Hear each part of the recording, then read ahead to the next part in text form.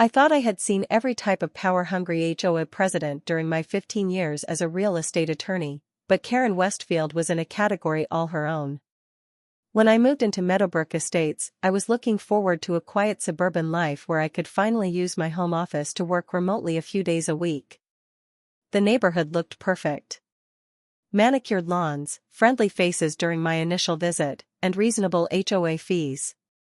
What the listing agent conveniently forgot to mention was that Karen treated the homeowners association like her personal fiefdom.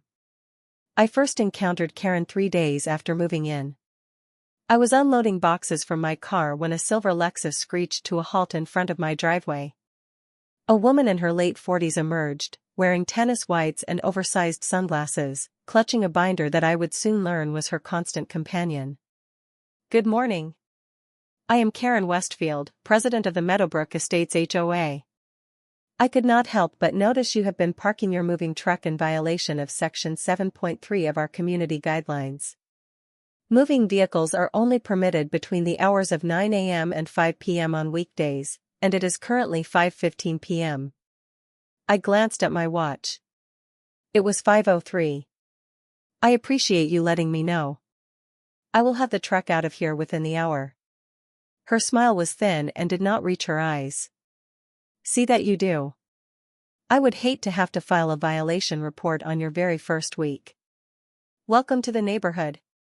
Before you hear about how this all went down, make sure to hit that like button and subscribe to Karen Eat World. Trust me, you are going to want to follow this channel for more stories about entitled people getting exactly what they deserve. Now, back to Karen. The incident started small. A written warning about my trash cans being visible from the street for 45 minutes past the 7 a.m. collection time. A complaint that my front door wreath was not within the approved color palette outlined in the HOA guidelines. A formal violation notice because I had parked my car on the street overnight when my garage door opener malfunctioned. Each time, I responded politely, corrected the issue, and assumed that would be the end of it. Each time, I was wrong. 2 months into my residency, I attended my first HOA meeting. The community center was filled with about 30 homeowners, most of whom looked resigned to their fate. Karen sat at the front table flanked by 2 other board members who barely spoke. The meeting followed a predictable pattern. Karen would announce new rules, residents would weakly object, and Karen would cite various sections of the governing documents that gave her authority to implement whatever she wanted. Next on the agenda, I am proposing we increase the quarterly HOA fees from $300 to $500 per household. We need to upgrade our community amenities. An elderly man in the back raised his hand. What amenities are we upgrading? The pool is closed half the year and the clubhouse is rarely used. Karen's expression hardened. Mr. Patterson, the board has identified several critical needs including enhanced landscaping, updated signage, and improved recreational facilities. The budget has been carefully calculated. Another resident chimed in. Can we see the detailed budget breakdown? The financial details are available for review by appointment with the board treasurer. Are there any other questions? I made an appointment the following week to review the HOA finances. As an attorney who had handled numerous real estate disputes, I knew how to read financial statements.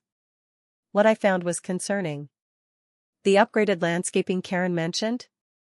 A total of $12,000 paid to Green Vista Landscaping, a company that according to my quick online search had been registered only 3 months ago with a business address that led to a mailbox rental store. The enhanced signage? $8,000 to Summit Signs, another recently registered company with a similarly questionable address. But the real red flag was the largest line item. $25,000 paid to Westfield Home Solutions for facility improvements.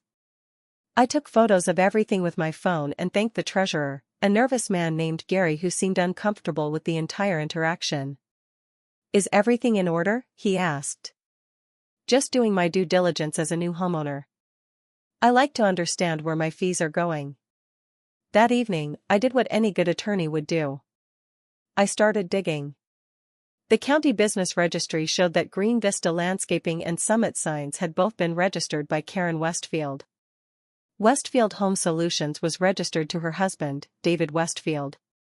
A little more research revealed that none of these companies had business licenses, websites, or any online presence beyond their bare-bones registration paperwork. I had seen this scheme before. Create shell companies, write checks from the HOA account to those companies, and pocket the money. It was embezzlement, plain and simple. I could have gone to the police immediately, but something made me pause. Karen had been making my life miserable for months with her petty complaints and power trips. Simply reporting her to the authorities felt too quick, too easy. She would get arrested, probably get a plea deal, pay some fines, and move on with her life. No, I wanted her to feel the same helplessness and frustration she had inflicted on everyone in this neighborhood. I wanted poetic justice. The next day, I received another violation notice. This time, Karen was citing me for having outdoor furniture that did not match the approved aesthetic guidelines. The metal bistro set on my small front porch was apparently creating visual blight. This is a formal notice that you have 72 hours to remove the non-compliant furniture or face a fine of $100 per day. I called her directly. Karen, this is about a table and 2 chairs. They are tasteful and barely visible from the street. The rules apply to everyone equally. I do not make exceptions. Perhaps if you had attended more HOA meetings, you would be familiar with our standards. I have attended the meetings. I have also been reviewing the HOA financial records. There was a pause. I am sorry, what? The financial records. Very interesting reading. I noticed some unusually large payments to companies that seemed difficult to verify. Another pause, longer this time. I do not appreciate your tone. The HOA finances are managed according to proper procedures. If you have concerns, you can raise them at the next meeting. Oh, I intend to. I also intend to raise some questions about Green Vista Landscaping and Westfield Home Solutions. The line went dead. The harassment escalated immediately. Over the next week, I received 5 violation notices for increasingly absurd infractions. My mailbox was 0.3 inches too far from the curb. A decorative rock in my garden bed exceeded the maximum allowable size of 8 inches in diameter. My house numbers were the wrong font style. A bird feeder in my backyard was visible from a certain angle from the street and constituted an unauthorized structure. Each violation came with a $100 per day fine if not corrected within 72 hours. I corrected nothing. Instead, I hired a private investigator, a former FBI agent named Marcus Chin who specialized in financial crimes. I gave him everything I had found and asked him to build a complete picture of Karen's embezzlement scheme. While Marcus worked, I consulted with a colleague who specialized in white-collar criminal defense. Not because I needed defense, but because I wanted to understand exactly what Karen was facing from a prosecutorial standpoint. The picture that emerged was even worse than I had suspected. Over the past 3 years, Karen had siphoned approximately $275,000 from the HOA funds through her shell companies. The facility improvements that Westfield Home Solutions had been paid for? They were renovations to Karen's home gym, complete with commercial-grade equipment, custom mirrors, and high-end flooring. The landscaping upgrades? Karen's personal property now boasted professional-grade irrigation, imported plants, and a decorative fountain. The enhanced signage? A custom address monument in front of the Westfield residence that looked like it belonged at a country club entrance. But Marcus found something even more interesting. Karen had recently applied for a home equity line of credit using the increased property value that her HOA-funded improvements had created. She had essentially stolen money from the neighborhood, used it to upgrade her property, and then borrowed against that increased value. It was fraud layered upon fraud. I attended the next HOA meeting with a folder containing copies of everything Marcus had uncovered. Karen noticed immediately. I see we have full attendance tonight. How wonderful. Before we begin with the standard agenda, does anyone have any new business to discuss? I raised my hand. I do, actually. I would like to discuss the HOA financial management practices and some concerns about potential misappropriation of funds. The room went silent. Karen's face remained neutral, but I saw her grip tighten on her binder. Mr. Harrison, if you have concerns about financial management, the proper procedure is to submit them in writing to the board for review.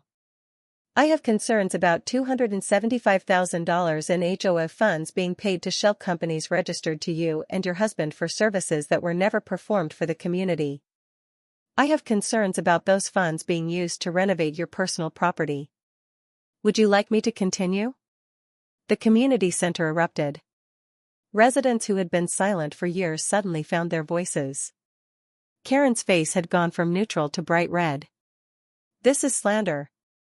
I will not sit here and be accused of, it is not slander if it is true, Karen. And I have documentation for everything. Bank records, business registration forms, contractor invoices, property records showing the improvements to your home, and a very detailed timeline of every fraudulent transaction. One of the other board members, a woman named Susan, stood up. Karen, is this true? Of course not. He is clearly trying to create drama because I have been enforcing the community rules that he does not want to follow.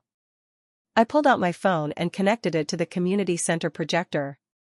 Within seconds, the wall displayed a photograph of the check from the HOA account to Green Vista Landscaping. This check for $12,000 was made out to a company registered to you. The memo line says Community Entrance Landscaping. But here, I clicked to the next image, showing Karen's front yard with its elaborate fountain and imported plants. This is where that work was actually performed. Your property, not community property. I methodically walked through each fraudulent transaction, showing the checks, the company registrations, and photographs of the improvements to Karen's property. With each new revelation, the crowd's anger grew louder. Gary, the treasurer, looked like he might be sick. Karen, I asked you about some of these transactions last year. You told me they were legitimate community improvements. They were. He is manipulating the information to make it look, I am not manipulating anything.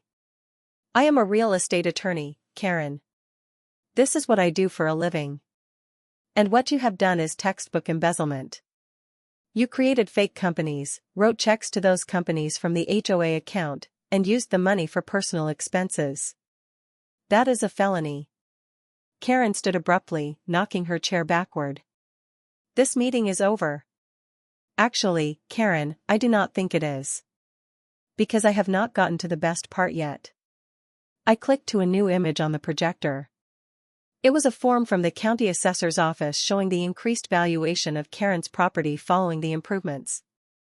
Next to it was her home equity line of credit application. You did not just steal from the HOA to improve your property. You then used those ill-gotten improvements to increase your property value and borrow even more money. You committed fraud to facilitate additional fraud. A man in the back who I recognized as a retired police officer pulled out his phone. I am calling this in. This is criminal. Karen's composure finally cracked completely. You cannot do this. I run this HOA. I make the decisions here. All of you have benefited from my leadership. We have paid for your home gym, someone shouted. Another voice added, my fees went up so you could steal from us. Karen grabbed her binder and headed for the door, but several residents moved to block her path. The retired officer spoke into his phone, giving the address and explaining that there was evidence of significant financial fraud that needed immediate attention. I had wanted to handle this my way, but the crowd had taken on a life of its own. Within 15 minutes, 2 police cars arrived. The officers listened as I explained what I had found and offered to provide all of my documentation. They asked Karen to step outside. From the window, I could see her gesturing wildly, her face still red, her voice carrying even through the glass. One officer was taking notes while the other made a phone call. After about 20 minutes, a detective arrived in an unmarked car. The detective, a woman in her 40s named Rodriguez, asked if she could use the community center to conduct preliminary interviews. For the next 2 hours, she spoke with Gary about the financial records, with me about my investigation, and with several other residents about their experiences with Karen's financial management. Finally, she went outside to speak with Karen again. I watched through the window as Karen's body language shifted from defiant to defensive to defeated.